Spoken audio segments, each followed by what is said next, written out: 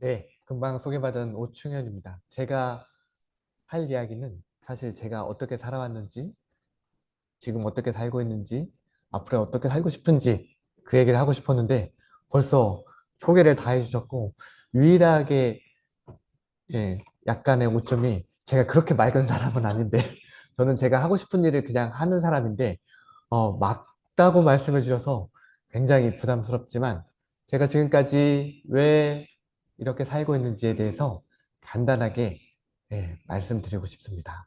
이런 귀한 자리에 초대해 주셔서 진심으로 감사드립니다. 가장 먼저 제가 듣는 질문은 이겁니다. 왜 한국 의사가 피지에서 일을 하고 있어? 저는 지난 2017년부터 지금까지 계속해서 피지에서 일을 하고 있거든요. 왜 피지에서 일을 하고 있어? 저는 피지에 콜로니아 워 메모리얼 하스피탈이라고 하는 병원에서 이비인후과 의사로 일을 하고 있습니다. 이비인후과 의사가 하는 일이 다 비슷합니다. 이비인후과 외래 진료실에서 이비인후과 환자들을 보고 이비인후과 수술실에서 수술을 하고 그런데 피지는 한국과는 다르게 333개의 섬으로 되어 있습니다. 그 환자들이 다 병원에 올 수는 없어요. 그래서 매달 섬을 방문해 가면서 진료를 하고 있습니다. 혹시 피지라는 나라 들어보신 적 있으신가요? 마이크가 조금 멀어서 잘 안 들리시는 아, 것 같은데 들릴까요? 혹시 피지라는 나라 들어보신 적 있으신가요? 아, 많은 분들이 피지에 가서 신혼여행을 즐기시는 분도 있고 피지랑 인연이 있어서 피지에서 나온 남태평양의 참치를 한 번쯤 드셔보셨을 겁니다. 피지라는 나라는 남태평양에 있는 조그만 섬나라고요. 인구는 한 100만 명 정도 됩니다. 100만 명 정도 하면 우리나라 성남시 인구 정도가 되거든요. 근데 그 성남시 인구 정도 되는 게 이비인후과 의사는 한 명도 없습니다. 예. 거기도 당연히 귀가 잘 안 들리고 귀가 아프고 목이 아프고 숨을 잘 못 쉬는 환자들이 분명히 있거든요. 그냥 일반 의사들도 있고 일반 간호사들도 있지만 그걸 제대로 치료해줄 이비인후과 의사는 한 명도 없습니다. 우리나라 외교통상부 산하에 한국국제협력단이라는 조직이 있습니다. 이 한국국제협력단에서 운영하는 프로그램들이 굉장히 많은데 그 중에 프로그램 중에 하나가 뭐냐면 글로벌 협력의사라는 프로그램이 있습니다. 이 글로벌 협력의사라는 프로그램은 한국에 있는 전문의가 해외에 나가서 단지 그냥 의술을 베푸는 게 아니라 이 프로그램으로 현지 의사들을 가르쳐서 전문의를 만들고 그 전문의와 전문 간호사들이 환자를 볼 수 있게 해서 그 나라의 사람들이 조금이라도 건강해질 수 있게 가난하고 돈이 없다는 이유만으로 치료받는 사람들을 좀 줄어들게 해주는 제도입니다. 사실 이 글로벌 협력의사가 이번에 처음 생긴 건 아니고요. 1960년대부터 있었습니다. 니제르에서, 우간다에서, 서사모아에서 하셨던 정부 파견 의사라고 하시는 분들이 있었거든요. 처음에 우리나라에서 만들 때는 북한에서 아프리카에 의사들 파견한다고 해가지고 대응책에서 이렇게 만들었는데 그게 지금은 점점 더 발전해서 정부 파견 의사가 국제협력 의사가 되고 국제협력 의사가 글로벌 협력 의사까지 지금 현재 한 20명 정도의 한국 의사분들이 이 저소득국에서 잘 못 사는 나라에서 이렇게 의료진들을 가르치고 계십니다. 그래서 저는 사실 그렇게 훌륭한 사람도 아니고 그렇게 봉사정신이 투철한 사람도 아니고 영혼이 맑은 사람은 전혀 아닙니다. 저는 그냥 평범하게 전북대학교 의과대학을 졸업을 했고요. 전북대학교 의과대학 졸업해서 많은 95%, 99% 이상의 사람들이 가는 것처럼 이제 인턴을 카톨릭 의료원에서 인턴을 하고 레지던트를 그 당시에는 그래도 공부 잘하고 열심히 하는 의사들이 한다는 이비인후과를 해가지고 카톨릭 의료원에서 이비인후과 전공을 했습니다. 엄청 힘들었어요. 네, 제 생애에 아마 가장 힘든 시간이었던 것 같아요. 이비인후과 전공 시간이. 그러고 나서 이비인후과 3년 차쯤에 제가 부천에 있는 외국인 노동자의 집에 가서 일주일에 한 번씩 외국인 노동자 무료 진료를 했었습니다. 그때 페루에서 온 외국인 노동자 한 분이 저한테 그러시는 거예요. 아, 나 페루에 있을 때 한국인 의사한테 진료를 본 적 있어. 아유, 그 무슨 말이야. 한국 사람이 어떻게 페루에 가서 면허도 안 통할 텐데 어떻게 진료를 봐? 그러는데 그때 막 찾아봤더니 이런 문구가 있더라고요. 세계로 꿈을 펼쳐라. 네, 이게 한국국제연합단에서 했던 포스터였는데, 아, 이렇게 전문의 중에 해외에 나가서 뜻을 펼치고 싶은 사람들은 한국국제협력단에서 해외를 보내주는 그런 프로그램들이 있었던 거예요. 사실 저는 봉사정신이 추천한 사람은 아니었고, 이번 기회에 한번 공짜로 세계여행을 좀 한번 해봐야겠다. 세계여행 좀 해보고, 남미, 한국에서 정말 가기 힘든데, 스페인어도 한번 좀 배워봐야겠다. 라고 전문의를 따자마자, 그때 당시에는 전문을 따면 바로 펠로우 해가지고 병원에서 계속해서 남들이 계속 올라가는 트랙들이 있었거든요. 임상 강사하고 조교수하고 부교수 해가지고 대학병원에 남는 게 모든 의사들의 꿈이었는데, 저는 페루에 갔습니다. 저는 페루에 갈 때 저희 아이는 6개월이었고 저희 아내한테 손이 발이 닳도록 빌어서 정말 설득해가지고 페루에 가서 페루에서 이비인후과 의사를 하면서 안데스 산맥도 가고 마추픽추도 가고 이렇게 놀러 다녔습니다. 그렇게 지냈는데 페루도 마찬가지로 그렇게 이비인후과 의사가 많이 있는 그런 나라는 아니었습니다. 여기에 귀에서 고름이 나오고 잘 안 들려도 제대로 치료받지 못한 아이들이 정말 많았고, 제가 살았던 지역은 페루의 피우라라고 하는 지역인데, 거기에서도 이제 200만 명의 이비인후과 의사는 저 혼자였습니다. 그렇게 해서 지내다가 언제까지 내가 이렇게 바닥에 뿌려진 물을 주워 담는 것처럼 이렇게 청소만 하고 있어야 돼? 더 이상 애들이 좀 안 아프게 할 수는 없을까? 라고 생각을 하는 와중에 페루의 이카라고 하는 지역에서 진도 8.0의 지진이 났습니다. 지진이 나가지고 거기에 긴급 구호대로 파견이 되어서 거기에서 진료를 하는데, 거기에는 이런 긴급 구호나 보건이나 이 사람들을 좀 더 체계적으로 이렇게 관리해주는 WHO나 MSF, 국경 없는 의사회 같은 사람들을 만나게 되었습니다. 그래서 저는 결심했습니다. 의사는 언제든 다시 돌아와서 하면 되잖아. 내가 하고 싶은 일 한 3년만 해봐야지. 라고 생각하고 저희 지도 교수님이 빨리 들어와서 일해라 라고 했는데 다 뿌리치고 저는 한국국제협력단에 들어갔습니다. 제가 코이카에 들어갔다고 했더니 저희 아버지께서 그러셨어요. 너는 기껏 6년간 공부하고 5년간 이비인후과 수련 받아서 뼈 빠지게 의사가 되더니 왜 필름 회사에 들어가 있어? 라고 하셨어요. 저희 아버지는 코이카하고 코니카를 구분을 못 하셨던 거예요. 그때 당시만 해도. 저는 코이카는 외교통상부 산하에 우리나라 정부의 이제 ODA를 담당하는 그런 무상원조 담당 기관이고, 거기에 보건 전문관으로 일하면서 제가 하고 싶었던 건 세계 여행이었거든요. 정말 마음껏 돌아다녔던 것 같습니다. DR 콩고라고 하는 나라에서는 말라리아 때문에 한 해에 몇만 명씩 죽습니다. 아직까지도 사람을 가장 많이 죽이는 동물은 사실 독사도 아니고 코끼리도 아니고 모기거든요. 그런데 이게 정말 쉽게 예방이 가능해요. 이런 살충제 처리 모기장만 잘 배포만 해도 이 사망자를 굉장히 줄일 수 있거든요. 그럼 DR 공고에 가서 그 사람들이랑 같이 살면서 모기장 배포 사업도 했었고요. 에티오피아는 농업국가인데 이 농업국가 아이들을 5명, 6명, 7명, 8명 이렇게 낳습니다. 거기서 가족계획 프로그램을 하고 그 가족계획 프로그램으로 그 아이들을 좀 좁게 낳고 아이들을 건강하게 해주는 프로그램도 운영을 해봤고요. 니제르라는 나라에 니제르에는 예전에 정부 파견 의사로 가셨던 분이 대통령 주치의를 하고 계셨거든요. 거기에서 니제르 뇌수 막는 백신 사업을 했습니다. 사실 백신 한 방으로 정말 많은 아이들을 아주 효과적으로 살릴 수가 있거든요. 그리고 수단이라고 하는 나라에서는 주요루충이라고 하는, 우리나라는 지금 거의 기생충이 사라졌지만 주요루충이라고 하는 그 기생충 때문에 아이가 다리가 이렇게 붓고 간이 이렇게 간 경화가 오고 이렇게 암이 생기고 하는 그런 주요흡충을 퇴치하는 수단 나일강의 코스티라고 하는 지역에서 주요흡충 퇴치 사업을 했습니다. 최근에는 이 지역에 다르푸르라고 하는 남수단과 북수단의 분쟁 지역이 되어서 굉장히 가슴 아픈 일도 있었습니다. 그리고 2013년에는 혹시 아실지 모르겠지만 IT에 큰 지진이 났었습니다.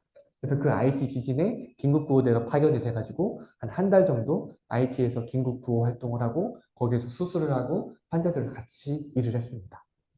이렇게 제가 하고 싶은 일들을 많이 하고 다녔어요. 그랬더니 또 저희 아버지께서 그러시더라고요. 너는 언제까지 그러고 살 거냐? 그래서 저는 여기서 일을 하는 게 굉장히 좋아요.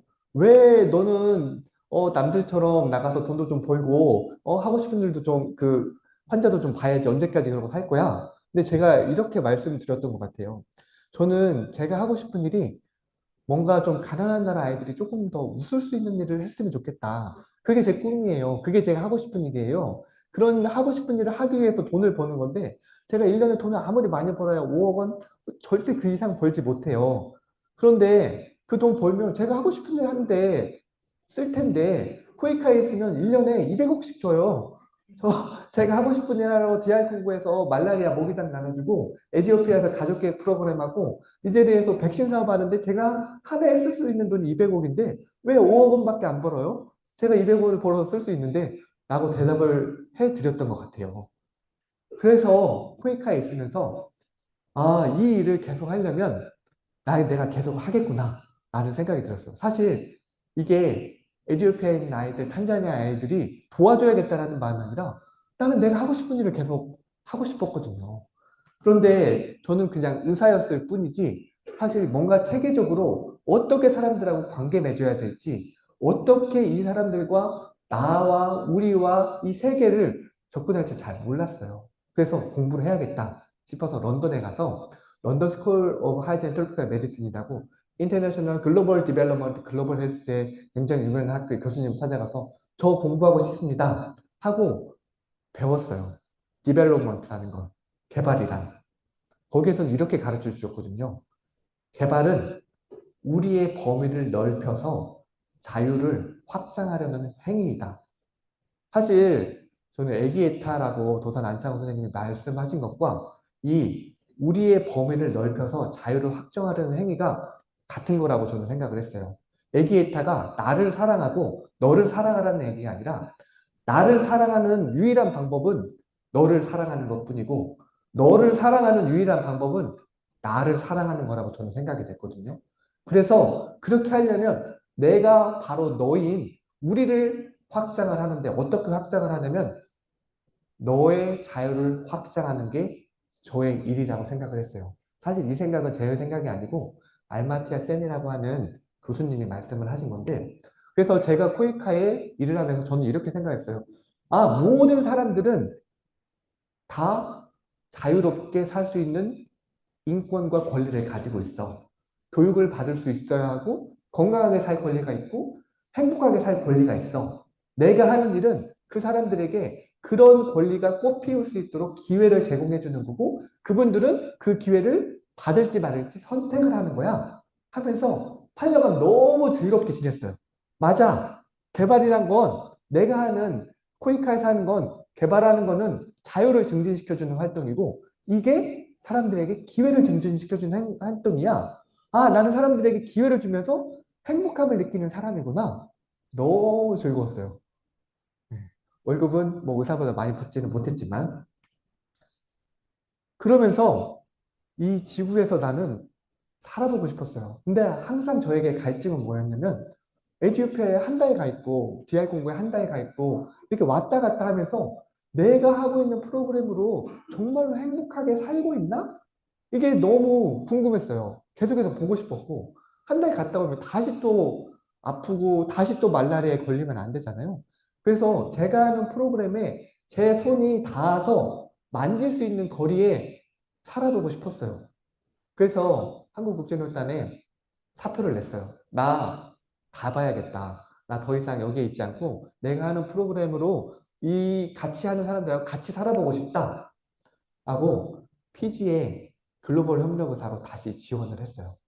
피지에 글로벌 협력의사로 가서 제가 처음에 이렇게 소개를 했던 것 같아요. 저는 한국에서 온 피지의 유일한 이비인후과 의사입니다. 어디가 아프세요? 그러면서 아이들을 치료를 해줬던 것 같아요. 네. 피지하고 한국하고 사실 이렇게 MOU를 맺고 저의 면허증을 인정해 주는 건 피지가 정말 의사가 필요했기 때문이에요. 사실 피지는 100만 명이고 의과대학도 120년 된 의과대학이 있어요. 하지만 전문의는 한 명도 없어요. 왜냐면 전문의가 가르치려면 전문의가 필요하잖아요. 근데 한 번도 전문의가 없었던 거예요. 이비인후과 의사를 가리키려면 이비인후과 의사가 필요하고 성형외과 의사를 가리키려면 성형외과 의사가 필요한데 그래서 피지 의사들은 호주로 가고 미국으로 가고 영국으로 가가지고 막 배워요. 5년간 10년간 배운 다음에 안 돌아와요. 왜 안 돌아오냐면요. 훨씬 호주나 미국이나 아이들 가르치기에도 좋고 문화적으로도 좋기 때문에 갔다가 오면 공부해서 다시 돌아오라고 하면 안 돌아오는 거예요. 저희 선배님들 중에는 미네소타 프로젝트라고 해가지고 한국에 있는 의사분들이 미국에서 공부하고 다 돌아오셔서 서울대학교 응급학과, 내과, 외과 다 그렇게 해서 만드셨거든요. 정말 그런 분들도 계신데 대부분 안 돌아오는 거예요. 그래서 어떻게 하냐면 거기에도 귀가 안 들리는 사람들, 말 못하는 사람들 굉장히 많거든요. 그런 환자들은 치료는 해야 되니까 중국에서 전문의를 불러와요. 근데 중국에 있는 전문의는 자기가 피지 사람들을 가르치면 이 사람이 나의 경쟁자가 되는 거예요. 그래서 잘 안 가르쳐줘요. 그래서 중국 의사가 20년간 계셨어요. 1990년도부터 해서 2010년도까지. 그리고 자기 혼자서 일을 못하니까 필리핀에 있는 일반인을 와서 또 한 15년을 했어요. 피지 정보가 깼다는 거예요. 아, 이렇게 해서는 우리나라 사람들 건강하지 못하겠구나. 그러니까 우리 피지인 이비인후과 의사를 한 명을 길러내야겠다. 그러면서 코이카의 글로벌 닥터라고 하는 프로그램을 알게 됐고, 코이카하고 이제 한국 정부하고 피지 정부하고 이렇게 MOU를 맺어서 제가 그 자리에 간 거고, 닥터, please make a first Fijian ENT specialist. 이게 저의 미션이었어요. 그래서 아, 나는 어떻게 하면 이비인후과 의사를 길러낼 수 있을까라고 고민을 하면서 거기에 있는 일반의 2명을 저한테 붙여달라고 했어요. 그래서 이 친구들을 계속해서 저 외래 진료하면서 그리고 수술하면서 계속해서 이 친구들을 가르쳐서 지난 8년간 제가 4명의 이비인후과 전문의를 길러냈어요. 그게 저의 미션이었고 이렇게 이비인후과 전문의를 막 길러냈는데 이 100만 명이 사는데 이비인후과 클리닉은 딱 하나밖에 없어요. 이 333개의 섬이 다 흩어져 있는데 이 친구들이 저한테 진료를 받으러 오려면 일단 아프잖아요? 그럼 보건소에 가요. 저기 그러면 3차 병원에 있는 수바에 가보세요. 그러면 배를 예약해요. 배를 타고 이 본섬으로 와야 돼요. 본섬에 와가지고 한참 기다렸다가 제 진료실로 오는데 그것도 바로 오는 게 아니에요. 예약을 하려면 3개월이 걸려요. 피지는 영국 식민지였기 때문에 그 영국 식민지 시스템에서 오랫동안 기다려야만 물론 공짜긴 해요. 병원 진료비도 공짜, 외래 진료비도 공짜인데 이렇게 3달씩 기다려야 돼요. 그래서 3달씩 기다릴 거 하는 게 뭐냐면 귀에 귀지가 막혀가지고 꽉 막혀서 아예 안 들려요. 아니면 귀 안에 벌레가 들어가가지고 염증이 생겼어요. 귀 고막에 조그마한 구멍이 뚫려가지고 거기에서 항상 바다에서 수영을 하니까 물이 흘러나와요. 이런 간단한 거예요. 이런 간단한 질병은 우리나라 같은 경우 보건소 레벨에서 다 해결이 되거든요. 그런데 그걸 배 타고 한잠 자고 3달을 기다려서 저한테 오는 거예요. 이게 무슨 돈 낭비, 시간 낭비, 낭비예요. 한편으로는 또 다른 한편으로는 귀에서 구름이 나오는데 어떻게 치료해야 될지 모르니까 그냥 묵혀놔요. 귀에 물약 넣으세요. 귀에 물약 넣으세요. 그렇게 하면서 계속해서 묵혀놓는 거예요. 그러다가 귀에 있는 농양이 뇌로 가서 반신불수가 되고 급기야는 사망하는 아이들이 1년에 두세 명씩 돼요. 아주 간단한 질병으로. 귀에 적절한 처치만 했으면 되는데.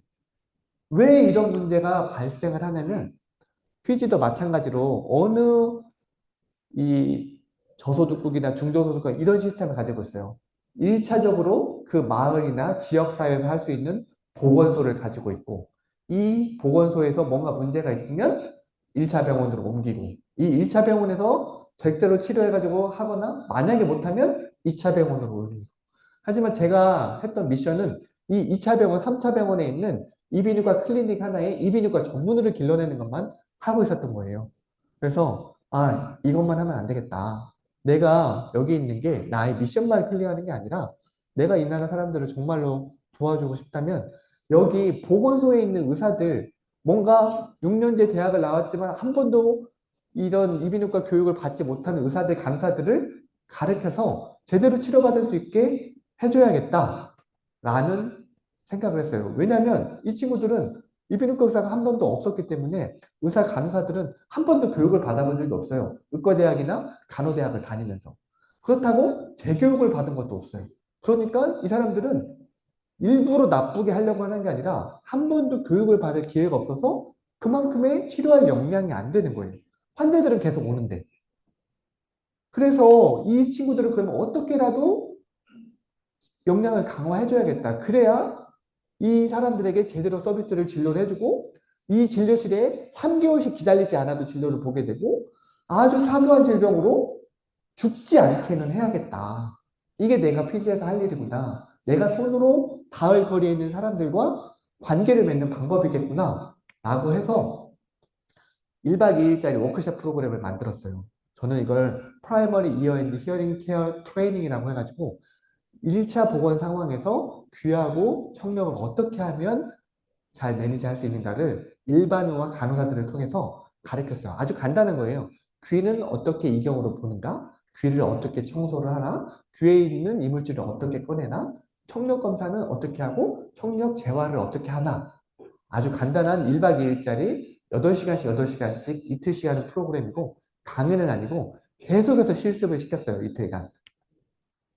처음에 2017년도에는 이 프로그램을 만들었을 때 제가 찾아가서 너 왜 이렇게 나한테 환자를 많이 보내? 해가지고 그 보건소에서 강의를 한 번 했어요. 그러고 났더니 그 참여했던 의사 한 명이 자기네 보스한테 얘기해서 닥터가 이런 강의 해주는데 굉장히 도움이 됐다. 우리 지역에도 한번 와서 해달라. 라고 해가지고 피지가 100만 명이 사는데 20개의 헬스 존으로 나뉘어져 있거든요. 그 20개의 헬스 존에 방문해가면서 2017년도부터 2024년까지 제가 횟수로 세어보니까 한 27번 했더라고요. 사실 작년까지도 계속했고 코로나 시기에 2년간 쉬었고요. 그래서 한 800명 정도, 한 번 할 때 15명에서 20명 정도 참여해가지고 제가 교육을 시켰거든요. 한 800명 정도의 일반의와 간호사들이 이걸 배웠어요. 지금은 예전에 비해서 3달 기다렸던 게 한 2주에서 한 달 기다리는 거로 좀 줄었어요. 환자, 그 의사들이 거기에 있는 섬에서 보건소에서 해결을 하는 거예요. 그리고 코로나 이후에는 한 번도 귀에 있는 염증 때문에 뇌 농양이 생겨가지고 죽은 애들이 한 명도 없었어요. 사실 이런 교육의 힘으로 이런 많은 좀 성과가 있었고, 이런 성과를 모아가지고 PG 정부의 보건부에 클리니컬 가이드 임상 가이드라인을 만들었어요. 왜냐면 제가 이 교육을 계속해서 저 혼자 할 수가 없잖아요. 그래서 제가 키운 제자들에게 이런 교육을 하는 방법을 가르치고 그 사람들을 모아가지고 임상 가이드라인을 임상 가이드라인을 만들어서 2019년도에 전 피지에 뿌리고 이거를 피지 주변에 있는 섬나라애들에도 다 확산을 시켰어요. 근데 이게 페이퍼로 만들어서 이렇게 보려고 하니까 안 되는 거예요. 다 사라지고. 항상 제가 이런 말을 하거든요. 잘 모르면 나한테 전화하기 전에 빨리 이 페이퍼를 봐. 그리고 혹시라도 네가 아는 게 잘못될지 모르니까 항상 컨닝해. 너 머리를 잊지 말고 항상 이거 펴놓고 컨팅을 해. 근데 찾아보려니까 없는 거예요. 그래서 스마트폰 애플리케이션으로 만들었어요. 스마트폰 애플리케이션으로 이 클리니컬 가이드를 찾아보고 항상 환자 있을 때마다 참고해가지고 환자를 볼 수 있도록. 2018년부터 2019년도까지 어린 환자들이 7살, 8살, 9살 먹은 아이들이 갑자기 저한테 와가지고 뺨이 부어 오르더니 잘 안 들려요. 라고 이야기를 하는 거예요. 그래서 왜 그럴까? 라고 봤는데 거기에 볼거리가 이렇게 아웃브레이크가 된 거예요. 볼거리가 아웃브레이크 돼서 이거에 합병증으로 갑자기 안 들리는 거예요.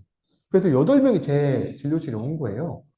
아니, 왜 볼거리 예방접종을 안 해요? 그랬더니, 잘 몰라. 우리는 원래부터 안 했어. 그러는 거예요. 한국에서 이런 환자를 한 번도 본 적이 없거든요. 그래가지고, 야, 이거 빨리 볼거리 예방접종 맞추자. 그랬더니 보건부가 그러는 거예요. 이거 에비던스가 없으면 우리는 예방접종 못하니까 닥터가 페이퍼를 써가지고 에비던스를 좀 만들어. 저는 사실 이게 페이퍼를 잘 쓰는 사람은 아닌데, 그래서 경제성 평가 분석을 해서 퍼블리쉬를 해가지고 이 논문을 가지고 2022년도에 피지에 처음으로 볼거리 백신 예방접종을 도입을 해서 국가 예방접종으로 만들었어요. 이게 하고 나서 제가 제 아내한테 그랬어요. 이제 앞으로 1년에 3명씩 귀가 멀어서 잘 못 듣는 애들을 내가 죽을 때까지 하면 한 50명 정도는 구한 것 같아. 나는 이번 생에 할 일 다 했어. 나는 이제부터 놀 거야. 라고 했던 기억이 나요. 저는 왜 이렇게 이런 지구인으로 살아가려고 할까요? 이런 질문을 많아서 왜 닥터우는 피지에서 살고 있어?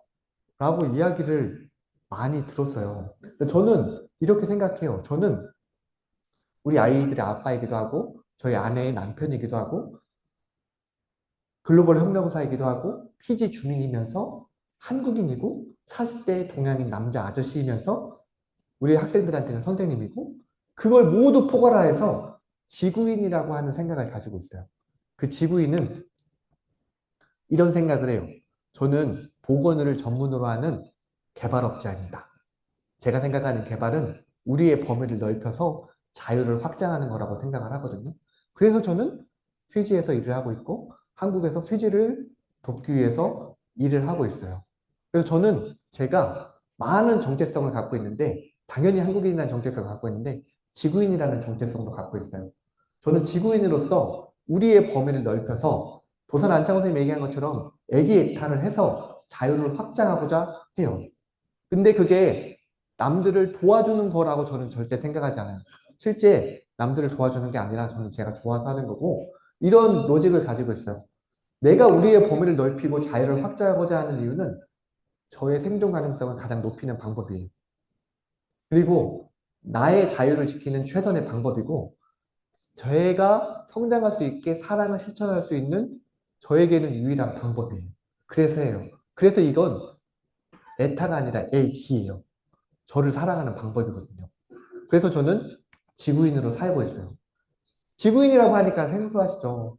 가장 보편적인 말은 사실 세계 시민이라는 뜻으로 많이 쓰여요. 세계 시민은 나는 한국인이야. 그러니까 중국인은 나빠. 나는 한국인이야. 그러니까 미국인은 나빠. 이게 아니라 고정된 단일 정체성을 넘어서 지구에 발을 딛고 있는 모든 사람들은 모두 다 우리라고 생각하는 지구적 관점을 가진 사람이라고 생각을 해요. 그래서 이런 다양성이나 창의성에 대해서 오픈되어 있는 사람. 그래서 나와 너, 우리 그들 이렇게 나누는 게 아니라 이런 연관성을 보여서 모두 다 지구라는 코스모폴리탄에 속해 있는 사람이라고 생각하는 것. 그래서 어떠한 차별이나 혐오에도 반대하는 것. 이런 걸 코스모폴리탄, 저는 지구인이라고 생각을 하고 저는 그래서 지구라고 해요. 제가 존경하는 가야트리 스피박이라고 하는 교수님이 이런 글로벌이 아니라 이러한 다이버시티와 얼터너티가 포함되어 있는 플래닛에 우리는 살고 있다. 글로벌이라고 해서 모든 사람을 호모제니어스한 모든 사람들이 아니라 각각의 고유한 얼굴을 가진 사람들에게 나의 윤리적 책임을 가지고 있는 지구인으로서의 사명을 부여한다라고 표현을 하는데 아, 이게 내가 찾고 있었던 언어구나 라는 생각을 했고 이분이 이런 얘기를 해요. 지구인은 플래너터리 러브가 필요하다. 행성적 사랑이 필요하다라는 이야기를 해요. 그래서 저는 지금 피지에서 일을 잠시 쉬고 한국에 나와 있어요. 아마 한 1년 또는 2년 정도 한국에 머물 것 같고 다시 한국에서 지구인으로 살아가려고 해요. 제가 한국에서 지구인으로 살아가려고 하는 방법은 이거예요. 안테나를 세우는 거예요. 안테나를 세우고 가자에서 무슨 일이 일어나고 있는지, 우크라이나에서 무슨 일이 일어나고 있는지, 내가 거기에서 해줄 수 있는 방법이 무엇인지, 요르단에 있는 아이가 학교를 못 가면 우리 딸이 학교를 못 가는 것처럼 마음이 아파요. 왜 그런지는 모르겠어요. 제가 지구인이라는 생각을 가지고 있어서 그런 것 같아요. 저는 제가 하는 개발은 건축을 하고 아파트를 짓고 이런 개발은 아니고 우리의 범위를 넓혀서 자유를 확장하려는 행위라고 생각을 하는데 이 우리의 범위를 넓히고 자유를 확장하는 건 남을 단지 도와주는 게 아니라고 저는 생각을 해요. 저의 자유를 확장하고 나를 최대한 넓히는 방법인데 여기엔 세 가지 조건이 저는 있다고 생각을 해요. 첫 번째는 자유를 확장하라는 거, 두 번째는 불평등을 개선하는 거, 그리고 이 토탈리즘이 아니라 개별성을 보장해주는 이 세 개가 저는 필요하다고 생각을 하는데 알마티아 센 교수님이 얘기한 것처럼 개발은 자유의 확장인데 헤겔이 얘기하기를 이렇게 얘기를 해요. 역사는 자유의 발전이다. 네, 절대 정신이 자유를 확장하는 과정이다. 이게 무슨 뜻이냐면 예전에는 신만 자유로웠어요. 모든 사람들은 다 신 아래 있었거든요. 그러다가 왕이 생기면서 신하고 왕은 자유로운데 그 나머지 사람들 자유롭지 않아요. 중세시대에는 영주까지는 자유로웠고 시민혁명이 일어나서 시민까지는 자유로웠는데 자유롭지 않았어요. 나머지 사람들. 사실 어린이 여성이 참정권을 가지고 자유롭다고 한 게 1900년대, 1800년대 말고 1950년대예요. 예, 아프리카에 있는 사람들이 자유로운 영혼을 갖고 있다고 믿은 게 1930년대예요. 지금은 여성까지 뭐 누군가가 자유롭지 않다고 하면 굉장히 이상하게 하고 조금 더 발전해서 성소수자까지 지금 더 우리의 범위가 넓으신 분들은 아마 개, 동물까지 더 넓으신 분들은 식물, 생물, 지구까지 그리고 요즘에 계속 이야기되고 있는 더 넓히면 AI를 인격을 가진 존재로 받아들여야 될 것인가 고민하시는 분들이 분명히 있을 거예요. 이 우리의 범위가 좁은 사람이 있고 넓은 사람이 있는데 이게 옳고 그리고 맞다 틀리다의 문제는 아니라고 생각해요. 자기 자신의 우리의 범위는 자기 자신이 정하는 거고 그 정한 범위에 따라서 살고 있는데 저는 지구인의 범위가 저는 식물, 생물, 지구까지가 저의 범위까지 확장되어 있다 생각하고 이게 역사가 발전하는 방향이라고 저는 생각을 해요. 이 역사의 발전의 방향은 우리를 넓히고 있는데 어떻게 넓혀야 되냐면 빈부의 격차가 심하고 0과 1만 존재하는 사이가 아니라 0과 1 사이에 무수히 존재하는 이 점 하나하나의 그대로 형평성이 제고되고 불평등이 되어야만 이 자유를 확장하는 방향성이 일치를 할 수가 있어요. 마지막으로 제가 생각하는 개발의 마지막 조건은 얼굴의 윤리에 보답하는 네, 개별성을 존중하는 자유의 확장이에요. 만약에 우리가 뭉뚱그려서 아프리카라고 하면 이 아프리카에 얼마나 많은 사람들이 얼마나 많은 상황에 엄청난 부호부터 굉장히 가난한 사람이 뭉뚱그려져 버리거든요.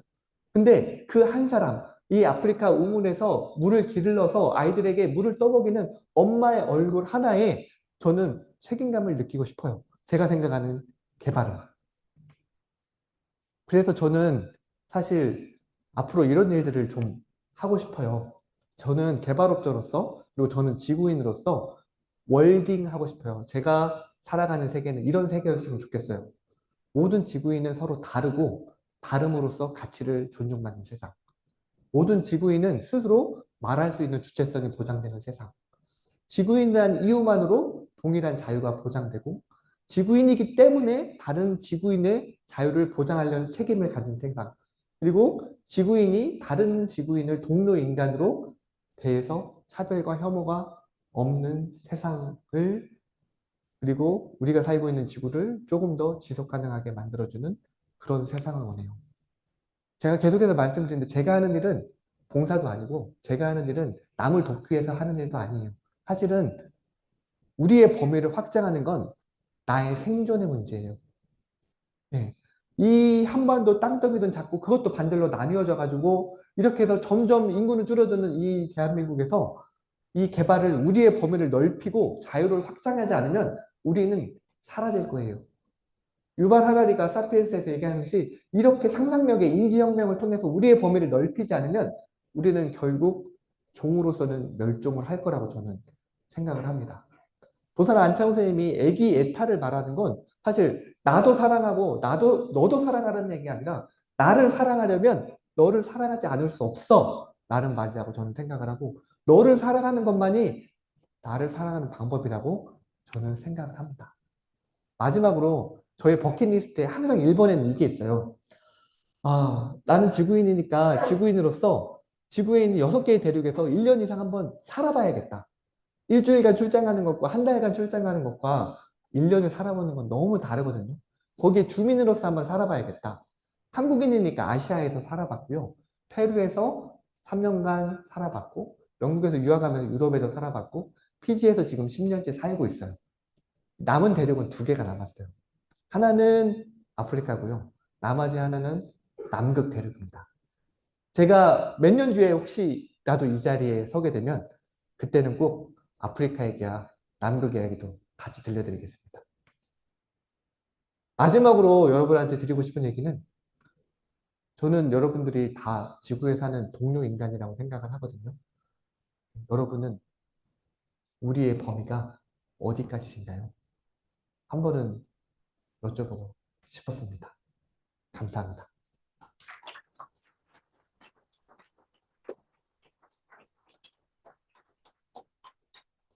네, 감사합니다. 제가 강사님 소개할 때 처음에 했던 말이 맞죠? 말도 시장은 생각이 강해지면서 또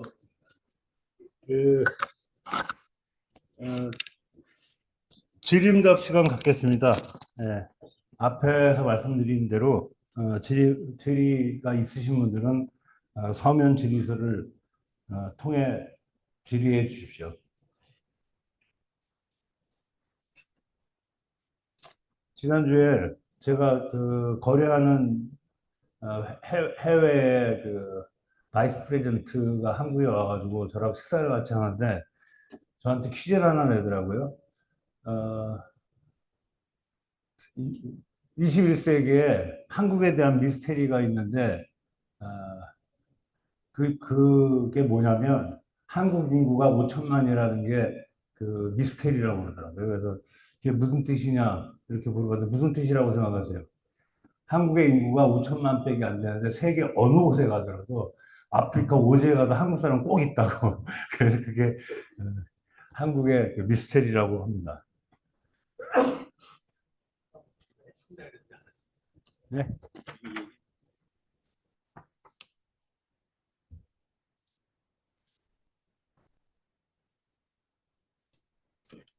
예. 저기 도산인상 수상 이후에 혹시 어떤 변화가 있으셨는지 그걸 우리 이제 원장님이 듣고 싶어 질문을 하셨습니다. 네. 네, 개인적으로는 사실 제가 도산예상을 받을 만큼의 뭔가 일을 하지 않았는데, 사실 개인적으로 김철경 원장님을 2017년도에 피지에서 만나게 돼서 제가 왜 의사인데 피지에서 이렇게 살고 있느냐라는 이야기를 하면서 김철경 원장님이 소개를 시켜주셨어요. 사실 솔직하게 말씀드리면 도산예상을 받기 전에 도산 안창호 선생님이 어떤 이야기를 했는지 무슨 활동을 하셨는지 별로 관심이 없었습니다. 잘 몰랐고. 그 이후에 도산 안창호 선생님이 미국에서 하셨던 활동들, 그다음에 독립운동에 관련된 이야기들, 또 도산 선생님의 자녀분들이 하신 활동들, 다큐멘터리나 책들을 봤고, 제가 하는 일들이 사실 다른 일이 아니구나. 도산 선생님이 이야기하셨던 모든 일에 다 최선을 다해라. 그리고 금방 말씀하셨던 나를 사랑하는 것이 나를 다른 사람을 사랑하는 거다. 라고 말한 것과 다 이어지게 됐고, 그 전에는 뭐랄까, 이름을 붙이지 못했던 행동들. 나는 왜 우리 아버지, 어머니 다 놔두고 피지에 가서 내가 한 번도 보지 못한 이 아이들이 조금 더 건강해지게 하려고 하는 일들을 하고 있어라는데, 로직을 붙이지 못했거든요. 그런데 안청 선생님이 그렇게 얘기하면서 이게 대아라고 표현을 하셨는데 조금 더 큰 나, 저는 우리라는 표현을 썼는데 우리를 확장을 해나가는 과정이고 이 도도한 역사의 흐름으로 자유가 점점 우리를 확장해 나가고 있는데 거기에 하나로서 나의 소명이 쓰여지고 있구나 라는 생각을 하게 됐고 그게 안창 선생님이 벌써 말씀하신 것들을 나에는 그 일부로 쓰임을 나가고 있구나 라는 생각을 했습니다.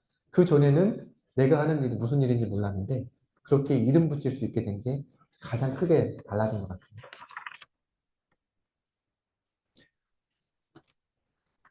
갑자기 질문지가 많아지네요. 제가 질문지를 요약해서 한꺼번에 질문을 드리도록 하겠습니다. 조현주님께서 질문하신 내용입니다. 현지에서 경험했던 가장 기억에 남는 아름다운 모습, 나의 모습, 언제 누구입니까? 라는 질문이 있으셨고요. 그 다음에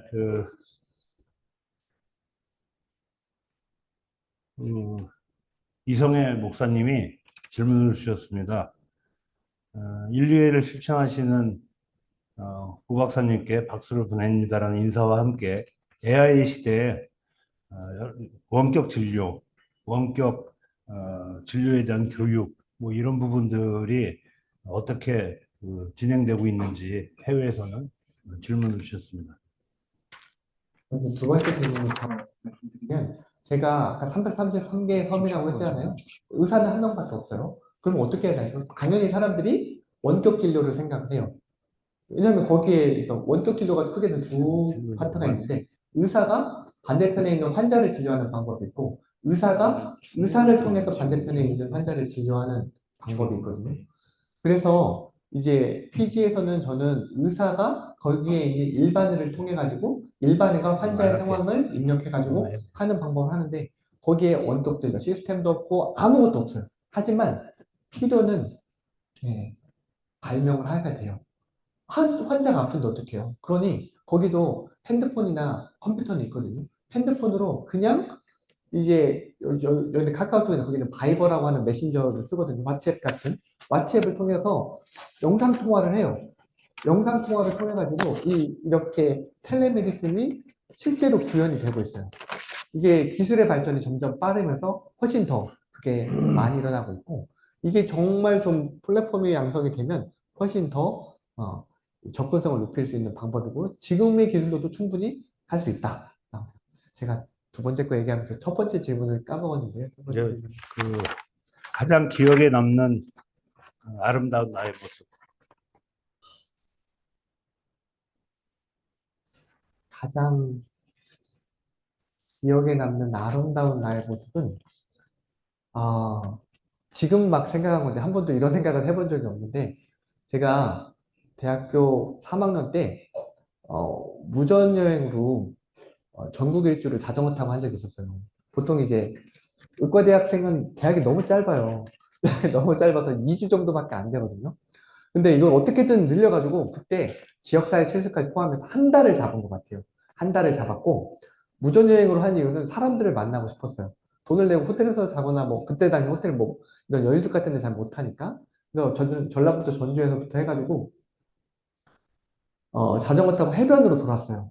그래서 밥은 대부분 해변에 우리나라 분들은 보통 1인분 안 싸가지고 먹을 거는 2인분, 3인분 싸우잖아요. 그래서 인사드리고 하면서 밥 얻어먹고 거기서 도시락 싼 거 저녁에 가고 잠은 파출소, 교회, 절 이런 데를 돌아다니면서 전라북도 군산부터 시작해가지고 인천까지 올라갔다가 서울 찍고 이게 춘천 넘어서 태백산맥 넘어서 속초까지 올라갔다가 다시 칠번국도에서 울산까지 내려와서 부산 찍고 대구 거쳐서 이렇게 광주 해가지고 올라온 적이 있었는데 그때 두 가지를 깨달았던 것 같아요. 항상 올라가면 너무 힘들어요. 오르막길이. 근데 어느 순간에 오르막이 있으면 언젠간 내가 내려가겠구나. 내려먹을 때 너무 좋았는데 어느 순간에는 내려가면 언젠간 내가 올라가야 되겠구나. 마냥 좋아할 일이 아니구나. 라는 생각을 했고 두 번째는 안동에 계신 전주 최씨 종갓집이 있었어요. 그때 너무 자전거 타는 게 힘들어가지고, 그 집에 정말 자다가 하룻밤만 재워주세요 하고 잠을 잤거든요. 그때 할머니께서 막 이야기 하시면서 제가 아침에 밥도 갈아드리고 한 2박 3일을 거기에 머물렀는데, 그 할머니가 군대 저 또래 손자가 있다고 하시면서 꼬깃꼬깃한 5천 원짜리를 저한테 주시면서 이거 가면서 짜장면이라도 사 먹으라고 얘기하셨었는데, 그거 받고 자전거 타고 가면서 막 울었던 것 같아요. 그게 제가 받았던 사랑이었던 것 같고, 제가 지금까지도 나누고 싶은 사랑이 그런 사랑이었던 것 같고, 가장 아름다운 모습은 그 할머니가 저에게 주셨던 꼬깃꼬깃한 5천 원짜리가 제 생에서는 가장 아름다웠던 장면이었던 것 같습니다.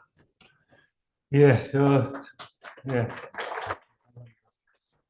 제가 마지막으로 제 질문 하나 드리고 망설였거든요. 혹시 결례가 될까 봐. 근데 정말 궁금해서 제가 마지막으로 질문 하나 드리고 마치도록 하겠습니다. 지금 대한민국에 여러 갈등이 있잖아요. 그중에 또 우리가 또 빼놓지 말아야 되는 게 의료의 갈등들이 있는데 한국인으로서 지구인으로서 의료계에 종사하는 사람으로서 이런 사태를 어떻게 보고 있고 이걸 어떻게 풀 수 있고 무엇을 아무튼 뭐 좀 의견이 있으실 것 같아서 맑은 영혼으로부터 그 의견을 한번 듣고 싶습니다. 네. 제가 사실 의사고 여기 한국 의사라고 썼지만 최근 한 10년간 한국을 떠나서 있어가지고 지금 이 의료계 이런 상황들은 제가 잘 모릅니다. 그리고 제가 잘 모르는 분야에 대해서 제가 말씀을 드리는 건 여기에 잘 아시는 분들이 훨씬 더 많으실 텐데 굉장히 좀 외람된 상황인 것 같아서 그냥 딱 한 가지만 제가 말씀드리면, 모든 사람은 인권을 가지고 있고 존중받아야 된다고 생각을 하고 자유가 있다고 생각을 하거든요. 근데 그 사람들의 자유를 억압하고 하강하는 건 절대 해결의 방법은 아니라고 생각합니다. 네. 제가 아무튼 망설였는데, 우리 김진영 대사님 혹시 네, 만나셨죠? 김진영 대사님이 우리 도산 아카데미 부원장님이셨는데 지금 대사로 가 계시죠? 네. 거기 혹시 보시고 같이 지내시면서 소식 좀. 소식을 전해드리면 네. 일단 아마 여기에 김준영 대사님, 김준영 제동님을 알고 계신 분들이 굉장히 많으실 테니까 간단하게 말씀드리면 저는 그런 대사님 처음 봤습니다. 대사님이신데 전혀 대사님 같지 않으시고 대사님이신데 어느 대사님보다 너무 다 공공외교를 정말 잘하고 계십니다. 모든 피지분들이 대사님을 좋아하고 있고 특히나 대사관에서 근무하는 현지분들이 정말 훌륭한 대사님이라고 생각을 하시고 피지에 300명 정도의 한인이 사역 계신데 지금까지 오셨던 모든 대사님들 중에 어떻게 대사님이 이러실 수 있지? 라고 생각하실 정도로 한국 주민처럼 지내고 계십니다. 정말 존경합니다.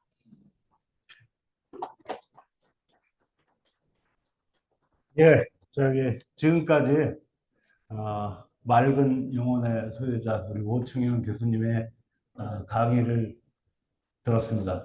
큰 박수로 마무리하도록 하겠습니다.